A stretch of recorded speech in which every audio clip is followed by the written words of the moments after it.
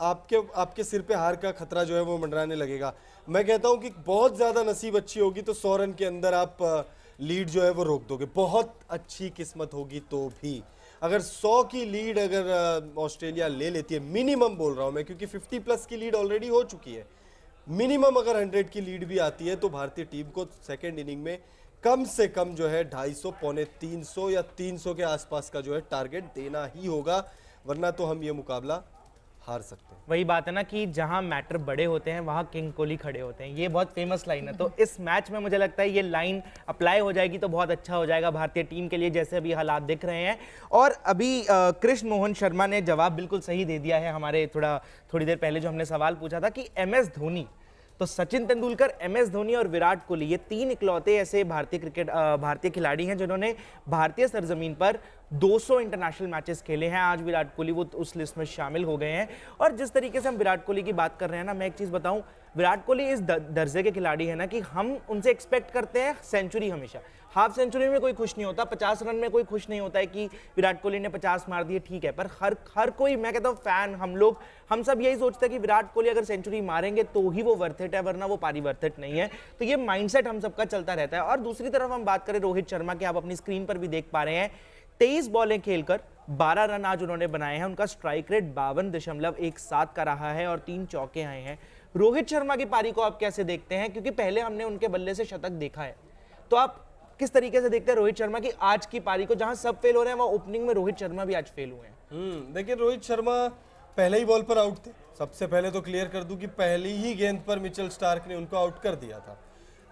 बहुत ज़्यादा कॉन्फिडेंट भी नज़र आ रहे थे मिचेल स्टार्क, लेकिन उस समय अंपायर ने नॉट आउट दिया और मिचेल स्टार्क जो है वो स्टीव स्मिथ को कन्विंस नहीं कर पाए कि वो आउट है, आप रिव्यू लीजिए। अगर रिव्यू लेते तो पहले ही गेंद पर आउट होते, लेकिन उसके बाद जो है 3 गेंदें डॉट रही, चौथी गेंद पर फिर आउट हुए थे, चौथी गेंद पर LBW फिर हुए थे। वहां भी मिचेल स्टार्क जो है वो कन्विंस नहीं कर पाए स्टीव स्मिथ को और बच गए। 5वीं गेंद पर चौका लगाया। उसके बाद हर ओवर में, जितने देर वो खेल रहे थे, हर ओवर में चौके, मतलब उनके 12 रन है और 3 चौकों में वो रन आए, तो लग रहा था कि सेटल हो रहे हैं। Shubman Gill on the other hand थोड़ा फास्ट खेल रहे थे उस समय, मतलब अगर 4 रन बना रहे थे रोहित शर्मा एक ओवर में, पहले ओवर में 4 था तो दूसरे ओवर में उन्होंने 6 रन बना दिए थे, तो उस तरीके से बैलेंस चला था, तो लग रहा था करके कि चलेगा ये। और ऊपर से बैटिंग, मतलब फ्रेंडली पिच है, आप मिसअंडरस्टूड मतलब मत करिएगा। इस मुकाबले में आज के दिन की अगर आप बात करो, 14 विकेट जरूर गए, लेकिन ये पिच बैटिंग फ्रेंडली है। ऑस्ट्रेलिया ने जिस तरीके से बल्लेबाजी की है उससे समझ में आ जाना चाहिए भारतीय टीम के कई सारे खिलाड़ी, खासतौर पे मैं एक नाम लेना चाहूँगा, श्रेयस अय्यर, वो भी अपनी गलती की वजह से आउट हुए हैं। तो ये बैटिंग फ्रेंडली पिच थी, इस पर उम्मीदें बहुत ज़्यादा थी कि रोहित शर्मा से, क्योंकि बहुत टाइम हो गया, दोहरा शतक भी नहीं देखा है उनके बल्ले से, तो बहुत वक्त हो गया, तो उनसे उम्मीदें थी, लेकिन आज किसी का भी दिन नहीं था मेरे हिसाब से। और हम शुभमन गिल की बात कर रहे हैं। शुभमन गिल, KL राहुल के ऊपर बहुत ज़्यादा सवाल उठ रहे थे सोशल मीडिया पर, हम लोग भी आपस में बैठ के लाइव में भी और वैसे भी हम बात करते थे KL राहुल की। आज KL राहुल को ड्रॉप करके शुभमन गिल को लाया गया है। स्ट्राइक रेट उनका आज के मैच में 116.67 का रहा है। तो इतनी जल्दबाजी किस चीज़ की? कहीं ना कहीं वो क्या वो इमेच्योरिटी है कि टेस्ट क्रिकेट, क्योंकि हम शुरू से बात करते हैं आप संभल कर खेलिए, आप ढंग से खेलिए, क्योंकि पुजारा को हम देखते आ रहे हैं शुरू से, है ना? तो क्या वो इमेच्योरिटी है, क्या वो मतलब जल्दबाजी है जिसके कारण आज शुभमन गिल आउट हो गए?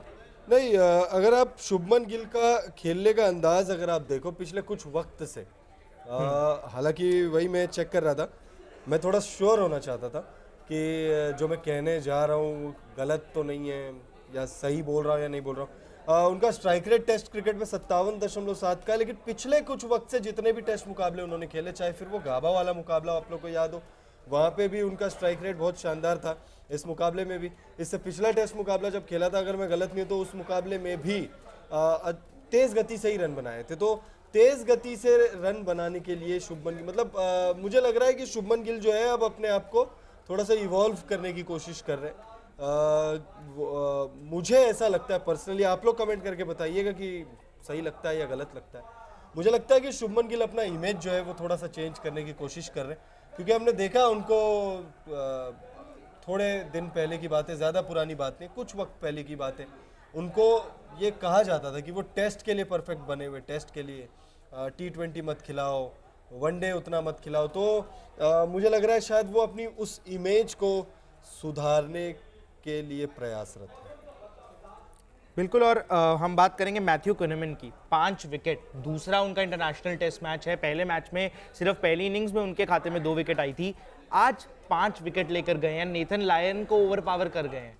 कितनी बड़ी बात है, क्योंकि नेथन लायन इतने बड़े आपकी टीम में स्पिनर है। मुझे लगता है कि ऑस्ट्रेलियाई गेंदबाज जो आज का मैच है उसमें प्रमुख स्पिनर नेथन लायन है, उसके बावजूद हम एक डेब्यूटेंट नहीं कहेंगे बट दूसरा ही मैच खेलते मैथ्यू कुनिमन की बात कर रहे हैं कि 5 विकेट वो ले गए हैं। कितना इंपॉर्टेंट हो जाता है और कितना कॉन्फिडेंस प्रोवाइड करता है ऑस्ट्रेलियाई टीम को कि किस तरीके से एक इतना यंग खिलाड़ी इतनी ज्यादा विकेट्स ले रहा है, इतने बड़े दिग्गजों को आउट कर रहा है। बिल्कुल बड़ी बात होती है किसी भी गेंदबाज के लिए। देखिए 24-25 साल के नहीं, शायद 28 के आसपास उनकी उम्र है, उससे कम है, और दूसरा ही टेस्ट मुकाबला वो खेल रहे हैं और अपने दूसरे ही टेस्ट मुकाबले में 7 विकेट ऑलरेडी हो चुके हैं अब उनके दो टेस्ट मुकाबलों में अब तक, और 5 विकेट उन्होंने अपने तीसरे ही इनिंग्स में जो है वो हासिल कर लिए, फाइफर।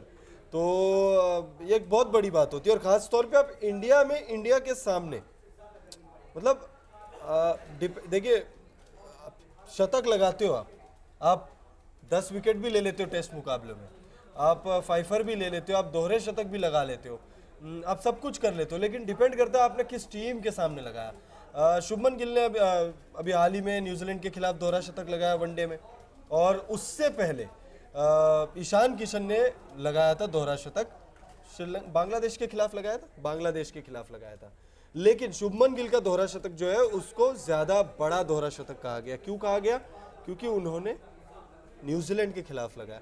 वैसे ही मैथ्यू कुनिमन जो है उन्होंने भारत के खिलाफ भारत में अपने दूसरे ही टेस्ट मुकाबले में 5 विकेट लिए। ऑस्ट्रेलिया का तो छोड़ दीजिए, अब इस गेंदबाज के लिए एक बहुत बड़ा अचीवमेंट मैं समझता हूं, और टॉड मर्फी ने भी यही काम किया था, अपने पहले ही मुकाबले में 7 विकेट उन्होंने लिए थे।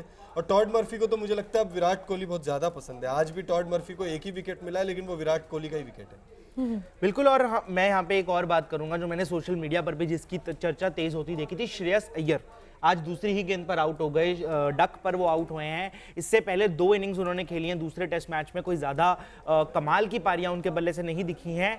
तो क्या अब दोबारा सूर्य कुमार यादव को टीम में लेकर आने की चर्चा तेज हो जाएगी? क्योंकि हम देख रहे थे पहले मैच में सूर्य कुमार यादव ने सिर्फ 1 इनिंग्स के लिए 8 रन उन्होंने मारे हैं, और सूर्या का नाम शुरू से ही इस टेस्ट सीरीज में बहुत पहले से उठकर आ रहा था। उनका डेब्यू टेस्ट सीरीज है, हम जिस तरीके से देख रहे हैं।